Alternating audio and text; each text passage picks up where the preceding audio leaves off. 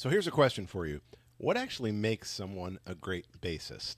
Now, right now, as you can see, I'm dealing with a bit of a wrist issue that's keeping me from playing for a few days. But honestly, it's given me a fresh perspective on things because it got me thinking that some of the grooviest, most locked-in bass lines I've ever heard, they weren't played by full-time bassists. So in this video, we're going to have a little fun. We're going to break down three masters, a keyboardist, a guitarist, and a vocalist, who I think groove harder than many bass players I've ever heard. And I'm going to show you exactly what you can learn from them to groove deeper and freer. Let's get into it. First up, the incredible keyboardist Larry Goldings. Now, Larry's known for his decades of work with artists like Scofield, John Scofield, James Taylor, and his incredible trio with guitarist Peter Bernstein and Bill Stewart, as well as his alter ego, Hans Greuner. When I was 10, I heard the Thelonious Monk, who I did not like. He's a master on piano, organ, and a range of synths. And he's got this beautiful duo, I believe in Los Angeles, with the tap dancer Melinda Sullivan. And we're going to check out their version of the standard on YouTube that they put up of the standard These Foolish Things. There's no bass player, there's no drummer, it's just Larry, and we're going to focus on his left hand and Melinda's feet keeping time. And it's just this beautiful grooving bass line that you would die to play. Let's check it out. I think this is Larry's house, I'm guessing. So he gets this incredible sound on this little synth. I'm guessing that's some sort of a Moog of some kind.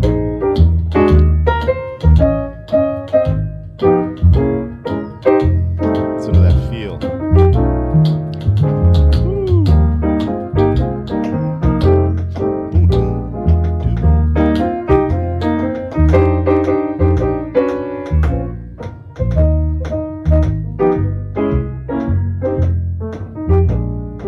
So obviously, I hate to stop this, but just he gets this incredible sound. The sound that he's programming is amazing. He's also giving the bass line this two feel. He's giving it these little forward motion boosts with these little skips that he's doing, that any great jazz bass player would do and would love to be able to play as well as Larry is.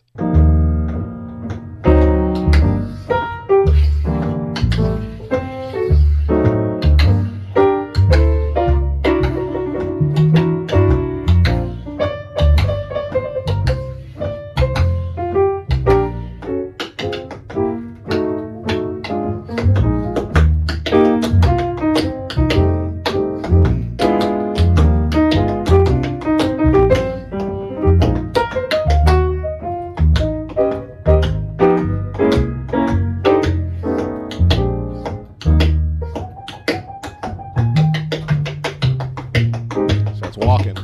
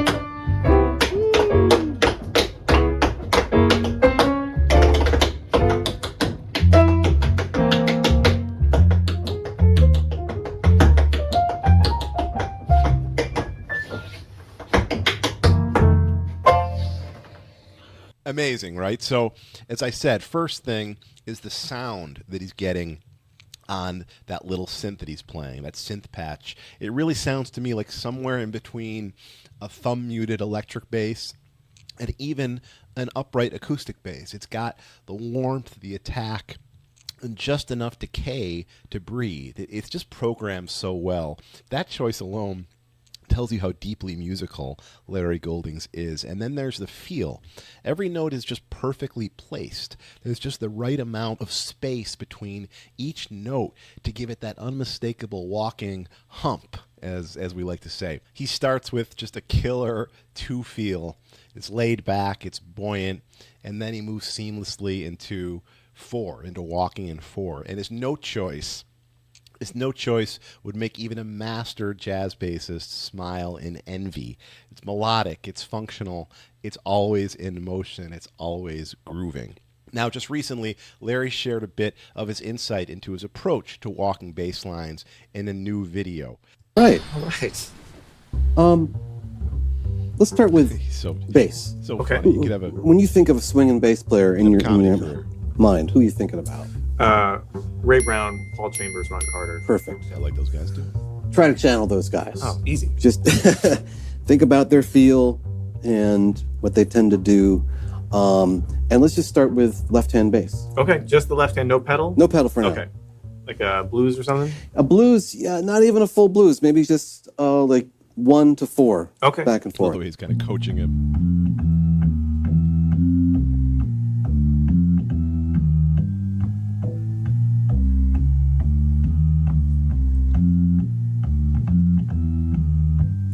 That line right there. Just that's a good that was your first Stick to really that one. strong line. Make it simple. Be blow do do do do do do do. Those are good. Good. Now try to add a little, just a tiny bit of separation, more separation between the notes, This is cool. which will give you a little bit more definition. Keyed into that attack and the Good. space between the notes. Now, just almost randomly take your right foot, and if you can do it at the same time, just add a little bit of modulation up and down, just subtle. Just to get used to that feeling. Whew, that's tough. Larry is super keyed in to these things that, jazz bass players that we think about all the time in terms of space between the notes, and also having that attack on the notes. So I always tell people that one of my favorite bass players is Larry Goldings' left hand. Hopefully you got a little insight into why I feel that way. Next up in our non-full-time bassists, who we as full-time bassists should be paying attention to, and that is Charlie Hunter. Guitarist, yes, but also bassist at the same time. For bass players, they may know him best for the banger D'Angelo's Spanish joint, right? That I actually, when I first heard it, I just assumed that was, Pino playing bass on that as well, until somebody told me, no man, that's Charlie Hunter playing bass and guitar on Spanish joint. Okay, so I'm not going to play that original track because YouTube will just totally, obviously, flag me and this video will be demonetized. But I found a cool video here where Charlie Hunter is just playing the parts and talking about the track. So let's check that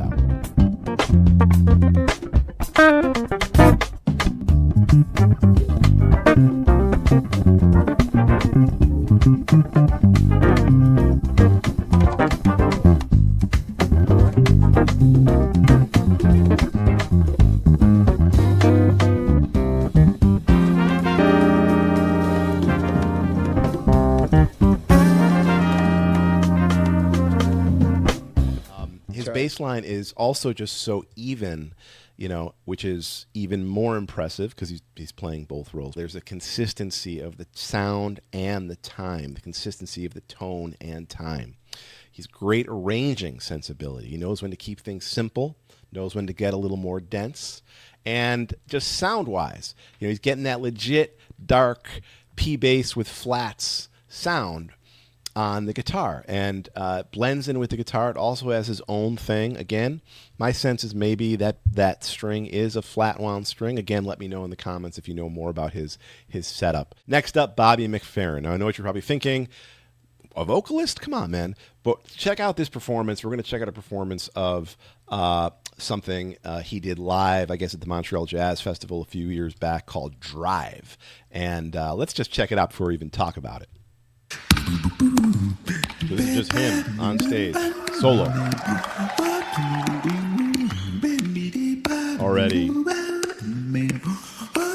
don't need anybody else.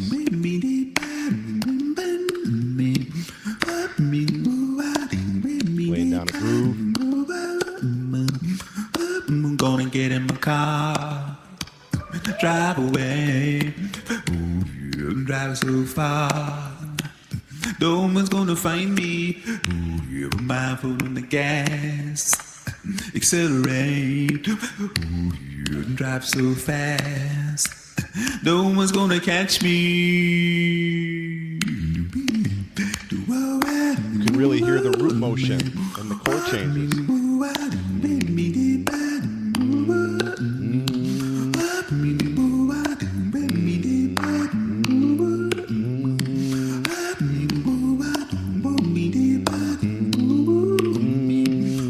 I'm gonna get in my car, drive away, drive so far, no one's gonna find me.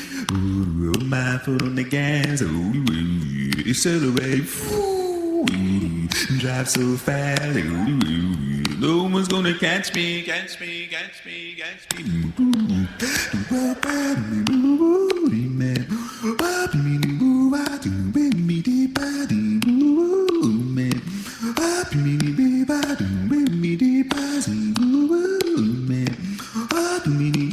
In a second, he's going to do something insane. This. Crazy. Now check this out.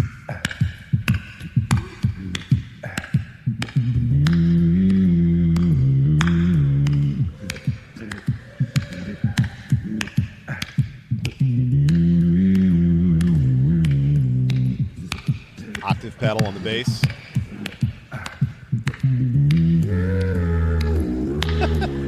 Other pedals.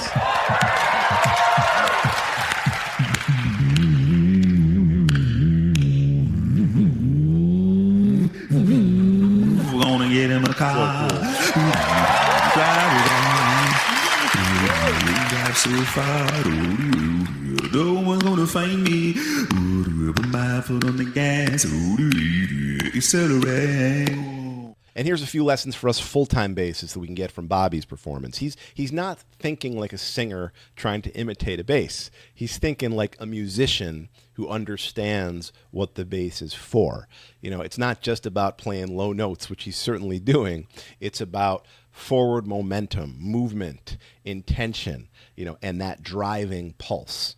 If you've ever wanted to internalize time and phrasing more deeply, you know, we got to do what Bobby does. We're not going to do it as good, but we've got to sing. As I said in a previous video, we are the instrument. It all comes from us, and the bass is the last piece of the puzzle, and I think Bobby McFerrin is the greatest example of that. He doesn't need a bass to groove, and watching him reminds me, neither do we if we're really listening. So what do these three players have in common? And I know I'm leaving so many people out. Please drop in the comments. Let me know other musicians that have this approach that are non-bass players. Let me know in the comments who you dig, who do this as well. But what these players have in common, what these musicians have in common, is that they're not approaching bass like a bass player brain, with a bass player brain, right? They're expansive. They approach it like artists who understand the role of the bass in music, but aren't necessarily limited range-wise by their instrument. Don't be afraid to make a fool out of yourself walking around your house or around your neighborhood, singing grooves, singing ideas to yourself. Okay, you know, we got to have a concept of our beat, of our bounce, of our groove before we ever put it on the bass. And I feel like these three folks, especially Bobby McFerrin, are just examples of how to go about doing that. Thanks so much for watching. Please don't forget to subscribe if you haven't, to smash that like button and share this video as much as you can. That really helps YouTube to send this out to other bass players. And if you want to learn more about my approach for creating groovy and catchy bass lines, click here.